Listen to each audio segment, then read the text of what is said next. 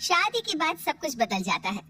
अरे अरे एक मिनट, अब आप भी यही सोचने लगे कि हाँ लड़कियों को कितना सब एडजस्ट करना पड़ता है।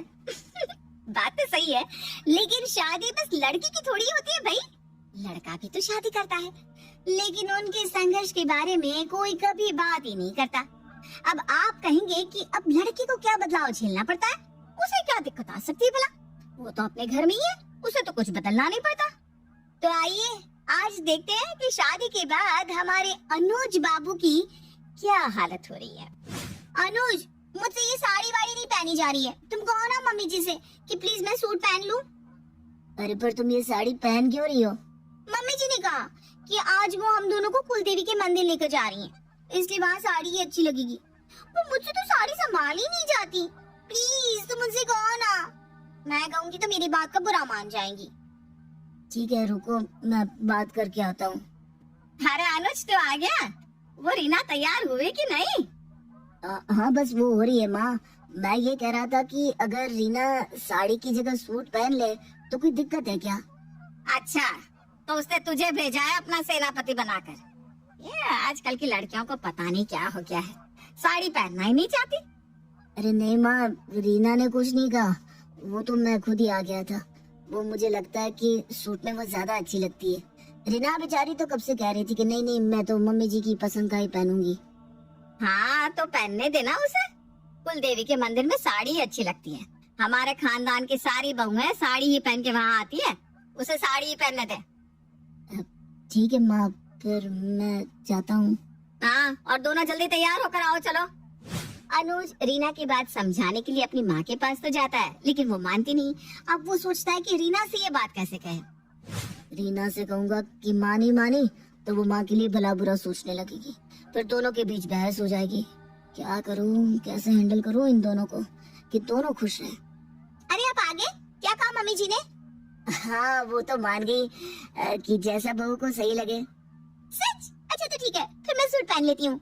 हाँ लेकिन पता है, मेरा एक सपना था कि मेरी पत्नी यशराज की फिल्मों की तरह साड़ी पहने और मैं उसे शाहरुख खान की तरह गुलाब के फूलों का गुलदस्ता दूं।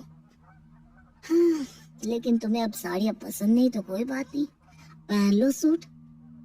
गुलाब के फूलों का गुलदस्ता? अगर मैं साड़ी पहनकर गुलदस्ता लिए फोटो रखूंगी तो मेरी सहेलियां कितनी जल जाएंगी।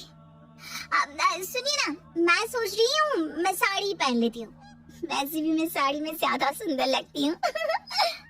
वही तो बात है, सच में तुम ना साड़ी में कमाल की लगती हो। तो मैं तैयार हो जाती हूँ साड़ी पहनकर। अनुज ने अपनी माँ और बीवी के बीच की सिचुएशन को जैसे तैसे संभाल लिया, जिसमें उसके पसीने छूट गए। लेकिन ये तो बस शुरुआत थी, ऐसे किस्से तो उसके घर में रोज होते थे, जिनके बीच वो सैंडविच की तरह दब जाता था। दाल चावल तो आज बहुत अच्छे बने हैं, सच में खाकर मजा ही आ गया। मुझे पता था तुझे मेरे हाथ के दाल चावल बहुत पसंद है, इसीलिए तो मैंने स्पेशली तेरे लिए बनाया। वैसे मैंने आज खीर बनाई है। अरे वाह, खीर? ये ले थोड़े और दाल चावल खा ले बेटा, तुझे पसंद है ना? नहीं नहीं माँ, दाल चावल और खाऊंगा तो खीर खाने के लिए जगह नहीं बचेगी, मैं अब खीर खाऊंगा। अरे खा लेना दाल चावल, अभी तूने खाए ही कितने हैं, आधा पेट भी नहीं भरा तेरा, ले ले बेटा। नहीं नहीं माँ, सच में मैंने खा लिया। रीना लाओ खीर दो मुझे। हाँ ये लीजिए। कैसी बनी है? बहुत अच्छी है, आओ तुम भी खाओ। माँ तुम भी बैठो, ये लो प्लेट। मैं बाद में खा लूंगी, अभी मुझे भूख नहीं है। मुझे भी। अरे अब इन दोनों को क्या हो गया, मुंह फुला लिया है दोनों ने, अब फिर से दोनों को मनाना पड़ेगा। क्या हुआ माँ, तुमने खाना क्यों नहीं खाया? तुझे क्या पड़ी है, अब तेरी बीवी जो आ गई है, अब तुझे उसकी पड़ी रहती है, मेरे बारे में तो सोचता कहाँ है। ऐसी बात नहीं है माँ, तुम क्यों ऐसा सोच रही हो? तो तूने दाल चावल क्यों नहीं खाए? अरे माँ मैंने पेट भर के दाल चावल खाए, तुम्हें तो पता है मुझे तुम्हारे हाथ के दाल चावल कितने पसंद है। पर अब रीना का भी मन रखना जरूरी है ना माँ, वो भी तो मेरी जिम्मेदारी है। अगर मैं खीर नहीं खाता तो उसे कितना बुरा लगता। तुम तो मेरी प्यारी माँ हो, इतनी समझदार हो, तुम ऐसे रूठोगी तो कैसे चलेगा। अरे बस बस बस, अब मस्का मत लगा। अरे मस्का नहीं लगा रहा हूँ, तुम जानती हो माँ मैं तुमसे कितना प्यार करता हूँ। अब चलो मान जाओ और खाना खा लो। ठीक है, अब तो इतना मना रहा है तो ठीक है। अनुज अपनी माँ को मनाकर रीना के पास आता है, जिसका भी मुंह उतरा हुआ था। अरे क्या हो गया हमारी फूल जैसी बीवी को? तुम्हारा चेहरा क्यों मुरझा गया? बस अब ये मीठी मीठी बातें मत करिए। दाल चावल और भी पड़े हैं, कहो तो लेकर आऊं आपके लिए। अरे तुम अभी तक उसी बात को लेकर रूठी हुई हो। आपको मम्मी जी के हाथ का ही खाना पसंद है ना? उनकी तारीफ तो आप बिना पूछे ही करते थे, और मुझे तो पूछना पड़ता है अच्छा बना है या नहीं बना। अच्छा बाबा, सॉरी सॉरी। आज के बाद निवाला खाते ही सबसे पहले तुम्हारी तारीफ करूंगा, ठीक है?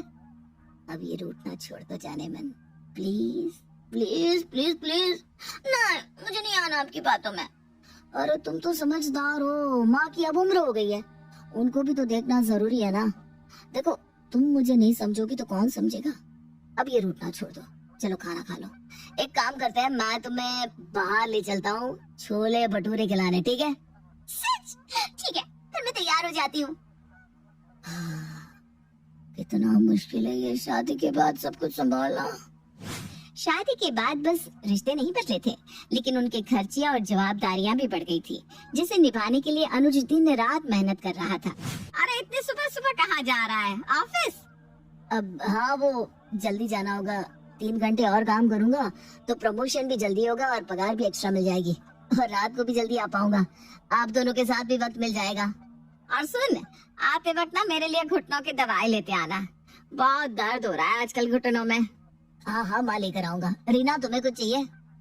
मेरे मोबाइल का रिचार्ज खत्म हो गया है। हाँ वो मैं भी कर देता हूँ, हो जाएगा। आप दोनों को और भी किसी चीज की जरूरत हो तो लिस्ट भेज दीजिएगा। सुनिए ना, आज रात को मुझे कहीं बाहर ले चलिए ना, मेरा आज कहीं बाहर जाने का बड़ा मन है। हाँ, पर उससे पहले मुझे मंदिर छोड़ते हुए जाना। हाँ हाँ, मैं कोशिश करूंगा कि शाम को आ जाऊं, फिर आप दोनों को बाहर ले चलूंगा। शादी के पहले जो लड़का दोस्तों के साथ घंटों तक भटकता है, आज वो अपने लिए समय नहीं निकाल पा रहा था। शायद इसे ही जिम्मेदारी कहते हैं, और समाज की हर लड़की की कहानी होती है जिन्हें कोई नहीं देख पाता। इसके बाद भी अगर घर में सास बहू के बीच कुछ अनबन होती है तो समाज और बाकी सब लड़की को ही कसूरवार मानने लगते हैं। अरे क्या हो गया आप दोनों को? आज किस बात पे लड़ रही हैं? अपनी बीवी से क्यों नहीं पूछता? क्या हुआ रीना? मुझसे क्या पूछ रहे? मम्मी जी से पूछिए आप। वैसे भी मेरे इस घर में सुनता कौन है? अरे कोई मुझे बताएगा कि हुआ क्या है? अरे मैंने मम्मी जी से कहा मैं दाल के तड़के में राई डालती हूँ, तो मुझसे कह रही है नहीं नहीं इसमें तो जीरा ही डलता है, तुम्हें पता नहीं है। तो मैंने गलत क्या कहा? तभी तो मेरी दाल इतनी अच्छी बनती है ना। अनुज, तुझे तो मेरे हाथ की ही दाल पसंद है ना? हाँ हाँ, आप भी कह दीजिए, आपको अपनी माँ की हर बात सच लगती है। वैसे भी मैं जा रही हूँ अपने मम्मी पापा के घर, एक वही है जो मेरी सुनते हैं। अरे रीना मेरी बात तो सुनो। हाँ हाँ, तू भी जा अपनी बीवी को मना। अब तो तुझे वही सही लगती है ना, माँ का क्या है, वो तो बूढ़ी हो चुकी है। अरे बेटा, घर में सब कुछ संभाल के चलना चाहिए, माँ को दुखी थोड़ी ना कर सकते। हाँ, इस उम्र में उसका है ही कौन? अनुज, तुझे तो समझना चाहिए। एक तरफ समाज था जो अनुज को सही बेटे होने का ज्ञान दे रहा था, दूसरी तरफ उसके सास ससुर थे जो उसे एक अच्छे पति बनने की सलाह दिए जा रहे थे। देखिए दामाद जी, हमने बेटी को आपके भरोसे भेजा है, तो आपका ये फर्ज बनता है कि आप उसकी देखभाल करें। हाँ, अब इस घर में एक आप ही तो है उसकी अपनी, आप ही उसे नहीं समझेंगे तो कौन समझेगा। मैं उम्मीद करता हूँ कि आप एक अच्छे पति के रूप में रीना का साथ देंगे। हाँ, जा बेटी, अब हमने दामाद जी को समझा दिया है, जा मेरी लाडो। चलो रीना आओ। माँ को मनाया नहीं और बीवी को मना कर ले आया, सही है बेटा। सबसे पहले तो उन्होंने आपसे ही बात की थी ना। हाँ, शादी के बाद माँ की बात सुनता कौन है, बेटे पराये ही हो जाते हैं। ऐसा नहीं है, शादी के बाद पति माँ के राजा बेटा ही रहते हैं, ऐसा कहिए। बस बस बहुत हो गया, अब मुझे सांस तो लेने दो थोड़ी सी। आपने कभी सोचा है कि हमारी क्या हालत होती होगी शादी के बाद? कितनी जिम्मेदारी आ जाती है लड़कों पर। नौकरी पर ध्यान दो, लेकिन बीवी और माँ को भी वक्त दो। दोनों के बीच अनबन ना हो इस चीज का भी ध्यान रखो। दोनों को बुरा ना लगे ऐसा काम करो। समाज वाले तो बस ज्ञान देते हैं कि बीवी को संभालो, माँ पर ध्यान दो, लेकिन कभी किसी ने सोचा है कि कितना मुश्किल होता है हमारे लिए सब कुछ संभालना। सब लोग लड़की के प्रति सहानुभूति दिखाते हैं, लेकिन कभी किसी ने पतियों के बारे में सोचा है कि हम भी शादी के बाद कितना एडजस्ट करते हैं, हमारी हालत भी बुरी हो सकती है। मुझे माफ कर दीजिए, मम्मी जी आप भी मुझे माफ कर दीजिए। नहीं नहीं, हम बड़ों को भी समझना चाहिए। अनुज तो सही कह रहा है बेटा। आज से हम कोशिश करेंगे कि हम दोनों तेरी परेशानी नहीं खुशी बने। थैंक यू माँ। माफी तो मैंने भी मांगी, मुझे तो आपने थैंक यू नहीं कहा। वैसे तो मुझे भी मनाने पहले नहीं आया था, तुझे आया था। इनका कुछ नहीं हो सकता, कुछ नहीं।